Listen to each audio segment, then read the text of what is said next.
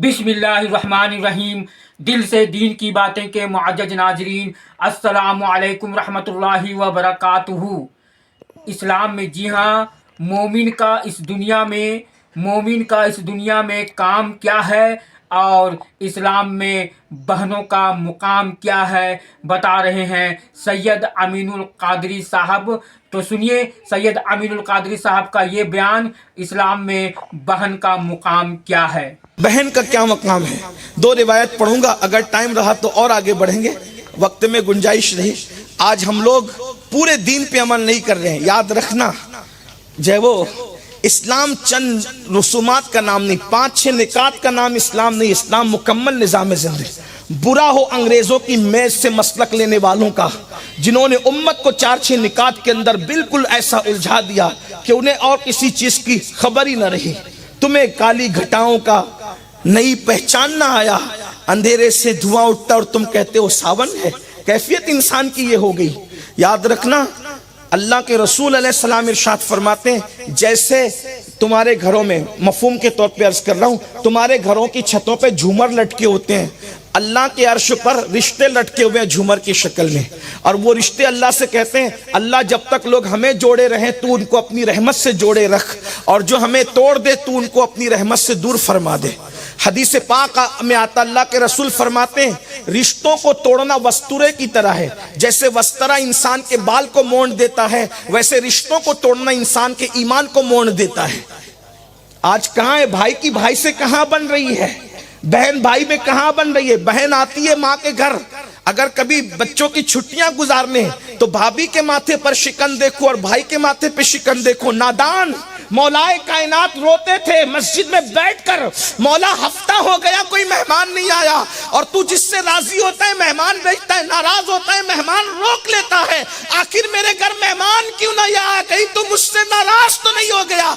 जब आम मेहमानों के इंतजार का ये आलम है, तो भाई बहन अगर मेहमान बनकर आए तो फिर मकाम क्या होगा।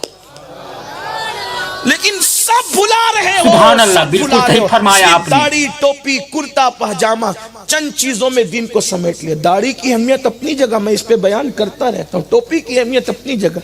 नमाज पर तो शायद मैंने कोई बयान ही ऐसा हो जिसमें मैंने नमाज की अहमियत बयान न की, लेकिन एक बात आज उन्वान है तो मैं आपको कह रहा हूँ, रिश्तों को भुलाना वो है, फरमाया गया जिसने कता रहमी की। कता रहमी यानी रिश्तों को तोड़ना ऐसे वस्तरे के मानिंद है कि वस्तरा बाल मोड़ देता है और रिश्तों को तोड़ना ईमान मोड़ देता है। बहन की बात चली है, आइए मैं अपने नबी की बहन की बात, अपने आका की बहन की बात, सैयदुल आलमीन की बहन की बात करूं। हुजूर अलैहिस्सलातु व तस्लीम का न कोई हकीकी भाई था न कोई हकीकी बहन थी, नहीं। हुजूर अलैहिस्सलातु व तस्लीम को अल्लाह ने सदफ़े आमिना से अकेले पैदा किया। बेशक अल्लाह को यह मंजूर न था कि जिस सदफ़े गौहर के अंदर मेरा महबूब रहे उससे पहले कोई आए या उसके बाद कोई आए। नारे तकबीर, नारे रिसालत, सादात किराम। सदफ़े गौहरे आमिना में मेरा महबूब है, न उससे पहले उसमें कोई आए न उसके बाद।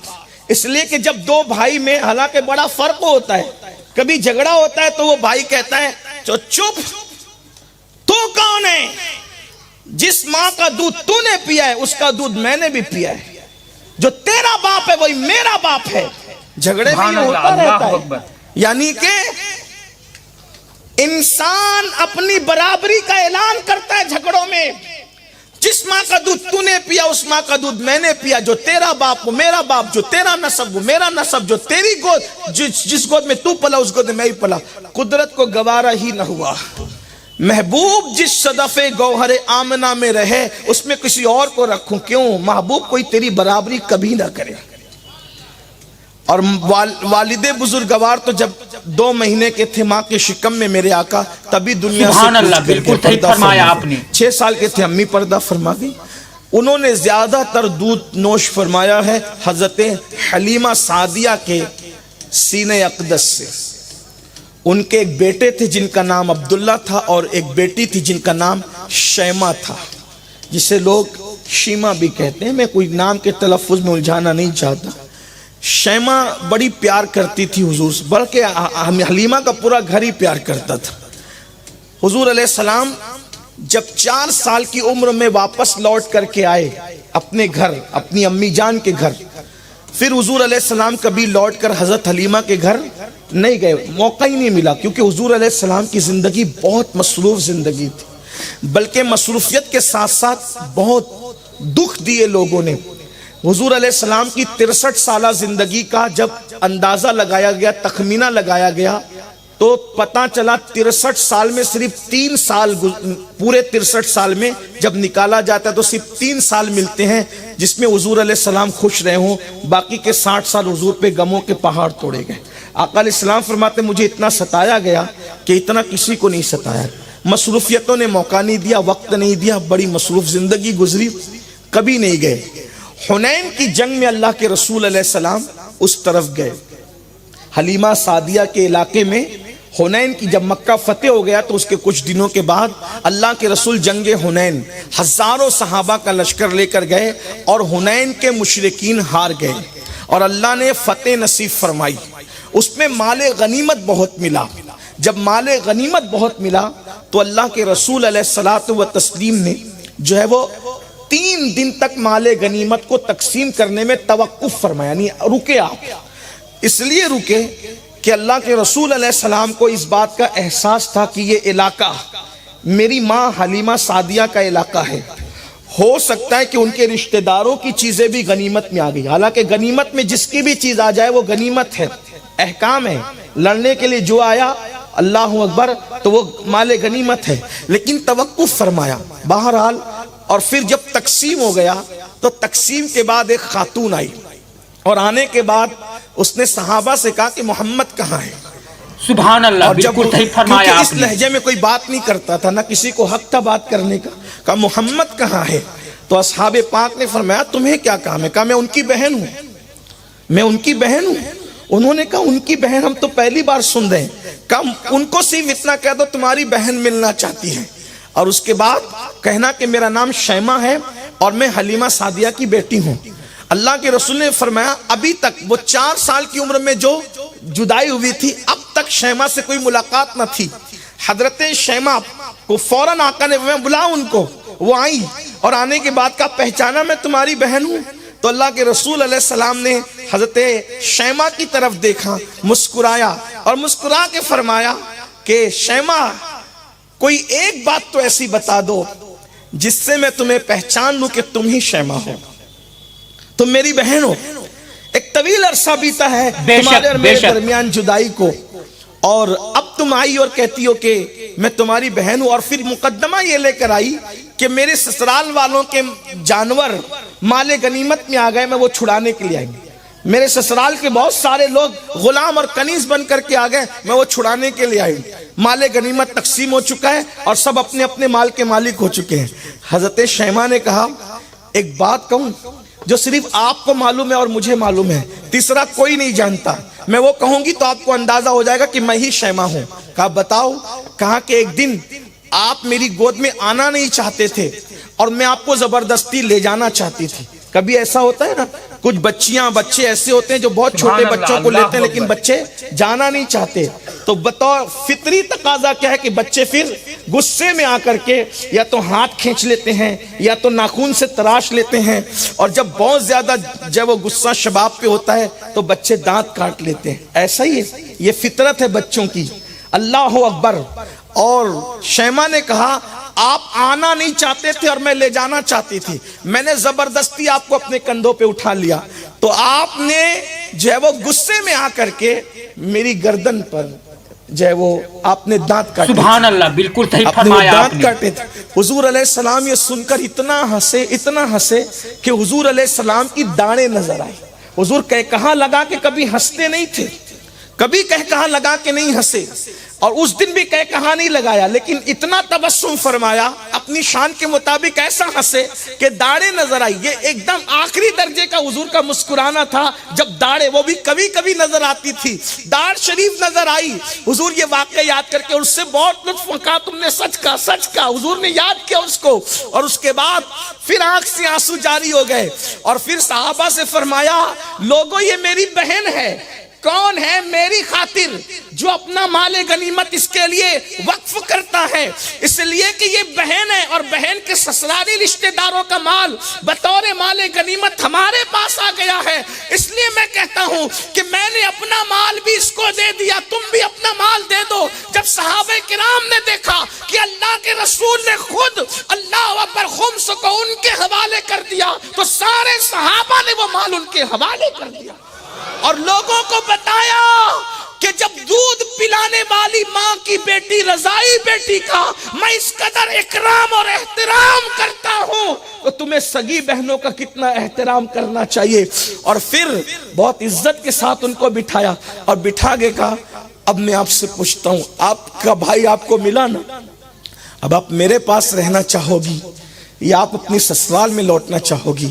تو شیماء نے کہا کہ میں اپنی سسرال جانا چاہتی ہوں۔ بعض لوگ کہتے ہیں، بلکہ اکثریت، کہ وہ ایمان لائی، اور ایمان لا کے شرف صحابیت سے جو ہے وہ انہوں نے تمغہ حاصل کیا، اور وہ لوٹ گئی۔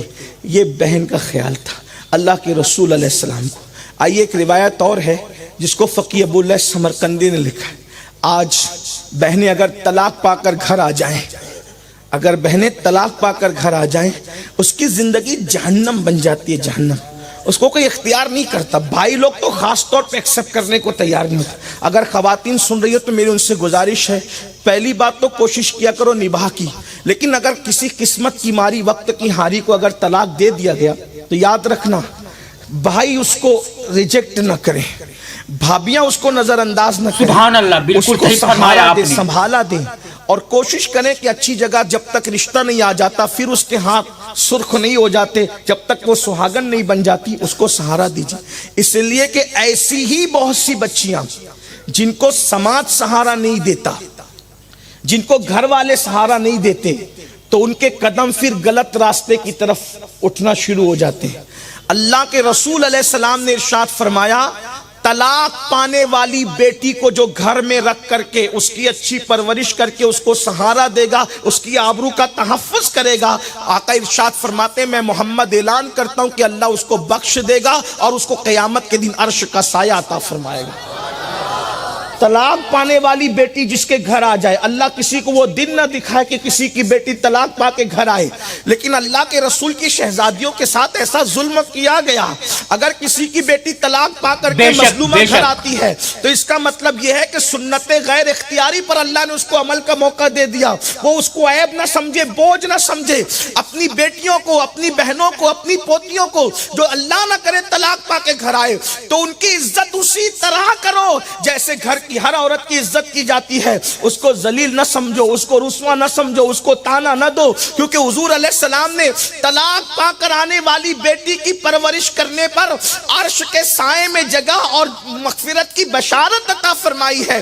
آپ ابن حجر رحمت اللہ علیہ کو اٹھا کر کے پڑھیں، اللہ اکبر۔ لیکن بہت سارے لوگوں کا حال یہ ہے، بہن مہمان گھر کے بن کر گھر آ گئی، یا پھر اسی طرح سے طلاق پا کر گھر آ گئی، یا کوئی مسئلہ ہو گیا، بھائی کوئی رسپیکٹ نہیں کرتا اس کا، بھابھی کا تو تیور ہی بدلا ہوتا ہے۔ میں صرف خواتین سے کہتا ہوں، جو حادثہ تمہاری ننن کے ساتھ ہو رہا ہے، اللہ نہ کرے اگر وہ تمہارے ساتھ ہوتا تو تم کیا کر لیتے؟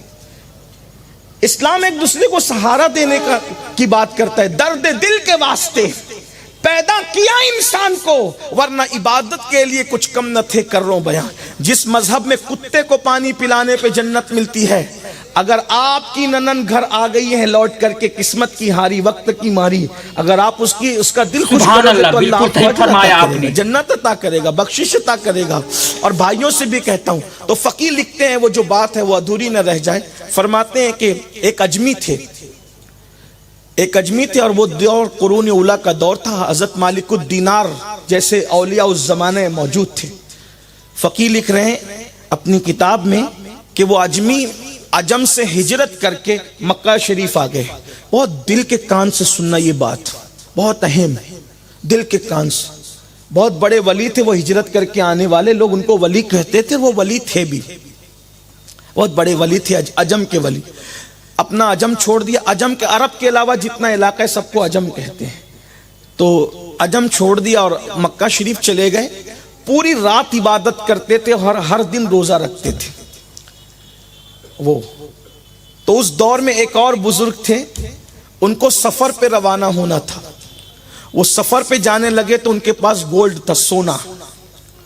तो उन्होंने सोचा कि इतना सारा सोना है, सफर में ले जाऊंगा तो कहां रखूंगा, लुट जाऊंगा। क्योंकि उस दौर में पैदल, खच्चर, घोड़े और ऊंटों पे सफर होता था, गधों पे सफर होता था। लोग तो यूं भी कुछ ले जाने की हिम्मत, बल्कि लोग सफर की भी हिम्मत नहीं करते थे। इतना किलो सोना वो कहां ले जाते। तो मक्के की सरजमीन थी अमन व अमान की। उन्होंने क्या किया, उन्होंने सोचा कि मैं ये सौंपूं किसको, दूं किसको। तो उन्होंने सोचा यार, जो शख्स पूरी पूरी रात इबादत करता है, गिलाफे काबा पकड़ के रोता है, बिलकता है, दिन को रोजा रखता है, इसी को सौंप दूं, ये दयानतदार और ईमानदार इंसान है। तो वो सोने की अमानत, गोल्ड उन्होंने उनको दे दिया। मैं सफर पे जा रहा हूं, जब मैं वापस आऊंगा तो तुमसे ले लूंगा। उन्होंने कहा बहुत अच्छा। अमानतों का सिलसिला उस दौर में चलता था, बैंकों का सिस्टम नहीं था। लोग नेक लोगों के पास, अमानतदार लोगों के पास अपनी अमानतें रखते थे। गए, इत्तेफाक से वो जो दूसरे अल्लाह वाले बंदे थे, नेक बंदे, वो मक्के ही के थे। जब वो सफर से वापस आए तो उनको खबर मिली कि जिसके पास वो सोने की, गोल्ड की अमानत रख कर गए थे, उसका इंतकाल हो गया। ये तो तबाह हो गए, रोने पीटने लगे, या अल्लाह, इतनी जिंदगी भर की कमाई तो अब वो बंदा ही चला गया, तो मैं किससे बात करूं। तो उन्होंने अपने मसले के हल के लिए हजरत सैयदना मालिकुद दीनार, सुभान अल्लाह, बिल्कुल सही फरमाया आपने। दीनार से कहा, मालिक मेरा मसला हल कर दीजिए। इतना बड़ा अल्लाह का वली था, बरगजीदा नेक बंदा था हजरत, मैंने उसके पास सोना रखा और इत्तेफाक से उसका इंतकाल हो गया, सफर से वापस आया, अब मैं क्या करूं। उन्होंने फरमाया परेशान ना हो, वो नेक था, हाँ नेक था।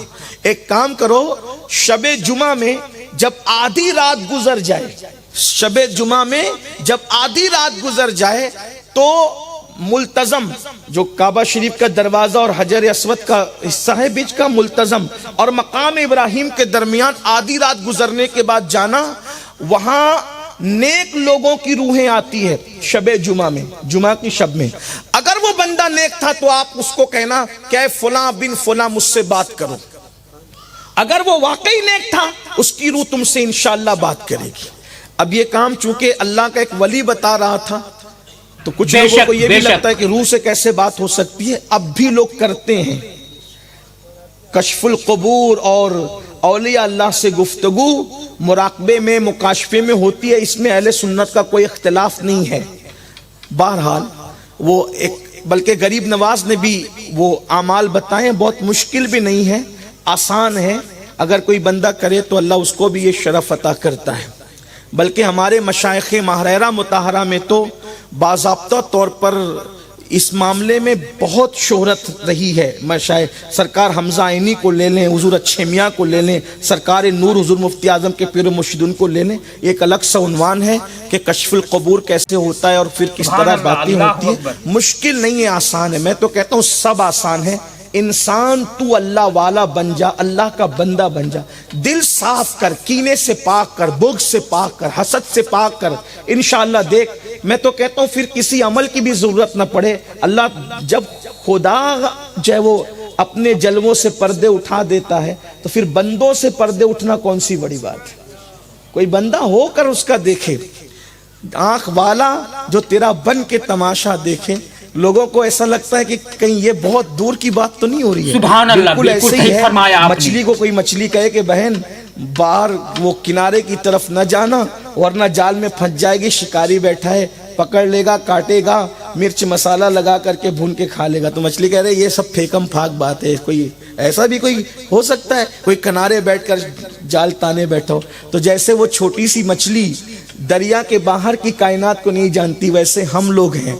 हम लोग अपनी कायनात, पैसा, धेला, खाना पीने के अलावा तीसरी कोई बात जानते ही नहीं है। لیکن جنہیں یار کا پتہ ملتا ہے انہیں پتا ہے کہ کائنات میں وسعتیں کتنی ہے، ستاروں کے آگے جہاں اور بھی ہے، ابھی عشق کے امتحان اور بھی ہے، تو شاہی ہے پرواز ہے کام تیرا، تیرے سامنے آسماں اور بھی ہے۔ یہ کائنات یہیں پر جو تمام نہیں ہو جاتی، ذرے ذرے میں کچھ بسا ہوا ہے، قطرے قطرے میں کچھ بسا ہوا ہے، پتے پتے میں کچھ بسا ہوا ہے، اس لیے کہ بسانے والا بڑا قادر ہے، بڑا قیوم ہے، بڑا حی ہے، اس کی شان ہے۔ ہم نے سب کو پہچاننے کی کوشش کی، رب کو پہچاننے کی کوشش نہیں کی، اسی لیے کھانے پینے میں الجھے ہیں۔ کبھی سوچ تو صحیح، او کھانے کے لیے جینے والے، جینے کے لیے کھا کے دیکھ، بولنے کے لیے زندہ رہنے والے، زندہ رہنے کے لیے بول کے دیکھ۔ جب تو سب سے آنکھ بند کرے گا تو یار بے حجاب ہوگا، جب تو سب سے منہ بند کرے گا تو یار کلام کرے گا، جب تو سب سے کان بند کرے گا تو یار کی باتیں سنے گا۔ مگر کب؟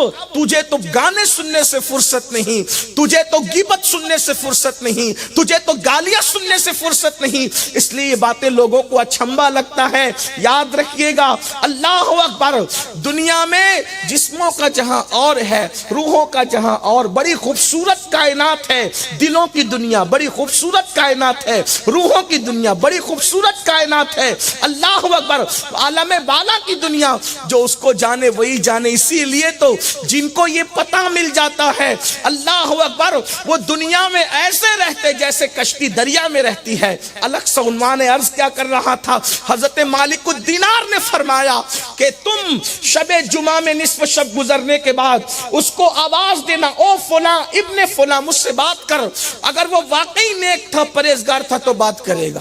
وہ گئے شب جمعہ میں نصف شب کا انتظار کرنے لگے، گزر گئی تو آواز لگائی، او فلاں بن سبحان فلاں، اللہ، اے بالکل اجمی صحیح اللہ فرمایا کے آپ مجھ نے۔ سے بات کر۔ تین بار پکارا، کوئی جواب نہیں آیا۔ حضرت مالک بن دینار کے پاس آئے، کہا حضرت کوئی جواب نہیں آیا، کہا انا للہ و انا الیہ راجعون۔ تو جس کو نیک سمجھ رہا تھا وہ نیک نہیں تھا۔ کوئی ضروری تو نہیں کہ جس کو لوگ نیک سمجھے وہ نیک ہے۔ یاد رکھنا، اگر لوگ آپ کا تعارف کراتے وقت آپ کو نیک کہیں تو پھولنا مت، اس لیے کہ جو پیا من بھائے وہی سہاگن کہلائے۔ پوری دنیا ولایت کا ڈنکا بجا رہی ہو اور یار ناراض ہو، آپ سے زیادہ نکما اور ناکام کوئی نہیں ہے، اور پوری دنیا گالیاں دے رہی ہو اور یار راضی ہو تو تم سے بڑھ کر کے کامیاب کوئی نہیں ہے۔ جو پیا کو بھائے اختر وہ سہانا راگ ہے، جس سے ناخوش ہے پیا وہ راگنی اچھی نہیں۔ لوگوں کی بات کا کیا اعتبار ہے؟ لوگ تو نچنیوں کی بھی تعریف کرتے، تعریف کے پیچھے مت جاؤ، تعریف کے پیچھے مت جاؤ، یار کی نظر میں کیا مقام ہے وہ دیکھو، خدا کی بارگاہ میں کیا مقام ہے وہ دیکھو۔ ایک شخص نشے میں ڈولتا ڈالتا جا رہا تھا، سرکار جنید بغدادی نے کہا یہ نشہ کرنے والے لوگ بھی اللہ کے یہاں محبوب ہیں۔ غیب سے ندا آئی، جنید وہ شراب کے نشے میں نہیں لڑکھڑا رہا ہے، ہمارے عشق کے نشے نے اس کو لڑکھڑا دیا، آپ بدگمانی کیوں کرتے ہیں؟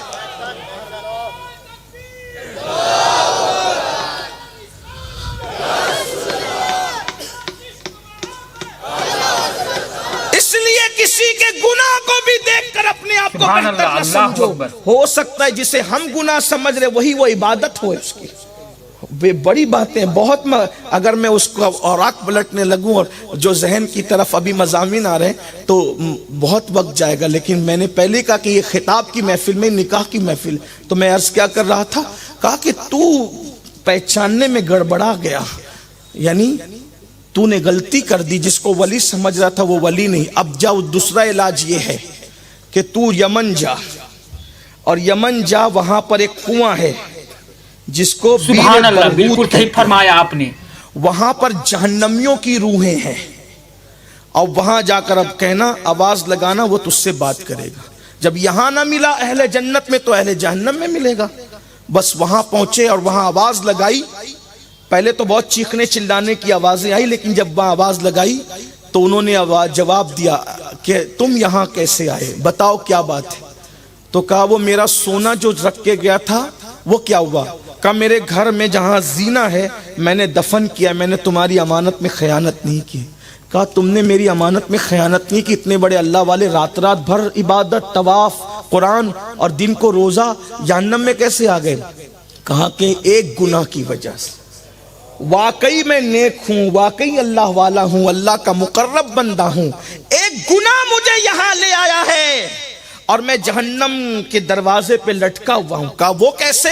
کہا جب میرا انتقال ہوا تو میری عبادتیں, میری ریاضتیں, میری تلاوتیں, میرے طواف, مکہ میں قیام, راتوں کا جگنا, دن کو روزہ رکھنا, گڑگڑانا, آہو بکا کرنا, یہ سب اللہ کی بارگاہ میں رکھے گئے. تو مولا نے مجھ سے پوچھا, او بندے, جب تو ہجرت کر کے مکہ گیا تھا, مکہ جانا تیرے لیے فرض نہ تھا, مگر تیری ایک لوتی بہن تھی, تو اس کو چھوڑ کر کیوں گیا تھا؟ کیا تجھے پتا ہے اس کے بعد وہ بھوکی رہی, فاقے سے رہی, پٹا پرانا پہنا, تو اچھا کھاتا رہا, اچھا پہنتا رہا, تو نے بہن کا خیال نہیں کیا, اس کی حق تلفی کی, اس لیے تیری عبادتیں تیرے منہ پہ مار دی گئی. اب جب تک تو بہن کو راضی نہیں کرے گا اس وقت تک تیری عبادتیں تجھے فائدہ نہیں دے گی. کہ اللہ تجھے جزائے خیر دے. سونے کی تلاش میں آنے والے, اگر میرا بھلا چاہتا ہے تو جا اور میری بہن سے میرے لیے معافی کرا دے کہ میں نے اپنی بہن کا خیال کیوں نہ کیا. ماں انتقال کر گئی تھی, بابا انتقال کر گئے تھے. بھئی سب کا مکے میں رہنا فرض تو نہیں ہے نا, سب کا مقدس بارگاہوں میں رہنا فرض تو نہیں, لیکن حقوق کی ادائیگی تو فرض ہے, رشتوں کا لحاظ تو ہم پہ لازم ہے. تو کہا ایک کام کر, تیرے سونے کے حوالے سے کوئی خیانت نہیں ہے. انہوں نے کہا کہ ٹھیک ہے میں پہلے سونا نکالوں. وہ گئے اور سونا ان کو وہیں مل گیا. سبحان اللہ, بالکل صحیح فرمایا آپ نے. سوال کیا تو واقعی جا کے دیکھا تو ان کی بہن بیچاری پھٹے لباس پر, مفلسی کے عالم میں, بڑا عجیب معاملہ تھا. تو کہا اے بہن تم فلاں بن فلاں کو جانتی ہو؟ کہا ہاں وہ میرا بھائی ہے. یاد رکھنا بہنیں بھائی سے پیار بہت کرتی ہے, بیٹیاں باپ سے پیار بہت کرتی ہے, لیکن بڑی معذرت کے ساتھ جو ہم سے پیار کرتا ہے ہم نے کبھی اس کے پیار کی قدر نہیں کی. اور ایک بات کسی بہت بڑے بزرگ نے کہی تھی, اگر پیار کرنے والوں کی قدر نہیں کرو گے تو ایک دن وہ آئے گا کہ تم پیار کو ترس جاؤ گے. پیار بھیک میں بھی مانگو گے تو نہیں ملے گا. میں ان جوانوں سے کہتا ہوں جو لڑکیوں سے فلم کی اور سیریل دیکھ کر کے لڑکیوں سے ناجائز تعلقات پیار کے نام پہ کرتے ہیں, اگر پیار تمہارے دلوں میں اتنا ہی دریا کے حوالے سے ٹھاٹے مار رہا ہے, موجے مار رہا ہے, تو بہن بھی تو ایک عورت ہے, اس سے کیوں پیار نہیں کر لیتے؟ بے شک. ماں بھی تو ایک عورت ہے, اس سے پیار کیوں نہیں کر لیتے؟ ماسی بھی تو عورت ہے, اس سے کیوں پیار نہیں کر لیتے؟ پھپھی بھی تو عورت ہے, آخر کسی لڑکی ہی سے پیار کیوں, اور وہ بھی ناجائز حرام, اور وہ بھی وہ پیار جس کے بارے میں اللہ کے رسول صلی اللہ علیہ وسلم فرماتے ہیں جو عورت کو پاپ کی نظر سے دیکھے گا اس کی آنکھوں میں جہنم کی آگ بھری جائے گی, آگ کی سلاخیں ڈالی جائے گی, جہنم کی آگ کا سرما لگایا جائے گا. بتاؤ بس یہی پیار رہ گیا؟ پیار ہے تو سب کے لیے ہونا چاہیے, ایک لڑکی کے لیے مخصوص کیوں, وہ بھی ناجائز حرام. جو پیار عبادت ہے اس کو چھوڑ دیا, اور جو پیار جہنم میں لے جانے والا ہے وہ تو پیار ہے بھی نہیں, وہ تو پاپ ہے, وہ تو جرم ہے, وہ تو نجاست ہے, وہ تو گندگی ہے, اس میں ڈوب گئے. جس وقت اس بزرگ نے کہا فلاں بن فلاں کو جانتی ہو؟ کہا ہاں کیوں نہیں, وہ میرا بھائی تھا, بڑا نیک تھا. یہ کہہ کے رو پڑی. کہا کیوں رو رہی ہو؟ کہا کہ جب سے مکہ گیا ہے لوٹ کر نہیں آیا, انتظار کرتی ہوں کہ کب آئے گا, لیکن لوٹ کر نہیں آیا. اس کے جانے کے بعد میرا حال برا ہو گیا کیونکہ کسی نے سہارا نہیں دیا, فاقہ کشی تھی, لباس میسر نہیں آئے, بڑی قسم پرسی میں گزری, لیکن اب بھی انتظار ہے کہ میرا سبحان اللہ, بالکل صحیح فرمایا آپ نے. ایک کام کرو, اب تمہارا بھائی کبھی لوٹ کر نہیں آئے گا, وہ کبھی واپس نہیں آئے گا. البتہ اتنا ہے کہ صرف تمہاری حق تلفی کی وجہ سے اس نے تمہارا حق ادا نہیں کیا. اتنا نیک بھائی جہنم کے دروازے پر ہے, اور میں وہ خبر لے کر آیا ہوں, اگر تم معاف کر دو, جو چاہے لے لو, اپنے بھائی کو معاف کر دو. کہا میں لے کر کیا کروں گی, میرے بھائی کو میں نے یوں ہی اپنے حقوق معاف کیے. ادھر اس نے معاف کیا اور کہا کہ کچھ وقت میرے گھر تو گزارو, بھائی کا پیغام لے کر آئے. اسی رات سوئے تو خواب میں دیکھا اللہ تجھے جزائے خیر دے, بس بہن نے معاف کیا, اللہ نے جنت کے دروازے میرے لیے کھول دی. یہ رشتے ہیں, رشتے داریاں ہیں. آج یہ سب کچھ ختم ہوتا جا رہا ہے مشینوں کی وجہ, بلکہ اب تو ایسا ہے کہیں تو پہلے تقریر میں ہمارے مقرر لوگ کہتے تھے جب دیکھو جب بیوی کے پاس بیٹھا رہتا ہے اسی میں مگن رہتا ہے. اب تو بیوی بھی چھوٹ گئی, اب تو صرف موبائل ہے, بیوی کے کمرے میں بھی موبائل, کبھی کبھی طلاق تک کی نوبت آ رہی ہے. مسلمانوں کیا ہو رہا ہے؟ بچوں کو بھی ٹائم نہیں دے رہے ہیں, موبائل میں ڈوبے ہوئے ہیں. رشتوں کا خیال کرو, رشتے بہت اہم ہیں. اور یاد رکھنا بیشتر لوگ صرف رشتوں کا خیال کرنے کی وجہ سے بخشے جائیں گے, اور بیشتر لوگ صرف رشتوں کی حق تلفی کرنے کی وجہ سے جہنم کا ایندھن بن جائیں گے. ان کی عبادتیں کام, اللہ ہماری عبادتوں سے بے نیاز ہے, اس کو کوئی ضرورت نہیں ہماری عبادتوں کی, لیکن بندے محتاج ہیں ہمارے حسن سلوک کے. اللہ کے رسول علیہ السلام نے ہمیں صلہ رحمی کا حکم دیا. آقا ارشاد فرماتے ہیں اگر چاہتے ہو کہ تمہاری عمر بڑھے رشتہ داروں کے ساتھ اچھا سلوک کرو. اگر چاہتے ہو کہ اللہ تمہاری دولت میں اضافہ کرے اپنے رشتہ داروں کے ساتھ اچھا سلوک کرو. کہیں نہ کہیں مجھ جیسے لوگ یہ بات بیان کرنے میں کہیں جھجک محسوس کریں تو اللہ ان پہ رحم فرمائے, لیکن حق بیان کر دیتا ہوں. مدرسہ بنانے سے زیادہ, مسجد بنانے سے زیادہ اور کچھ بھی سال ثواب کرنے سے زیادہ, مسجدوں کے گنبدوں مینار بنانے سے زیادہ, سب سے زیادہ ثواب اگر آپ کو کبھی ملتا ہے تو آپ کے رشتہ داروں پہ خرچ کرنے کی وجہ سے ملتا ہے. ماں پہ خرچ کرو, گھر والوں پہ, اولین حقدار ہے. آپ دیکھیں حضور نے رشتہ داروں کا کتنا خیال کیا. حضور معراج پر بھی گئے تو بہن کے گھر سے گئے, اور فتح مکہ کے دن حضور نے قیام کیا تو بہن کے گھر قیام فرمایا. نعرہ تکبیر.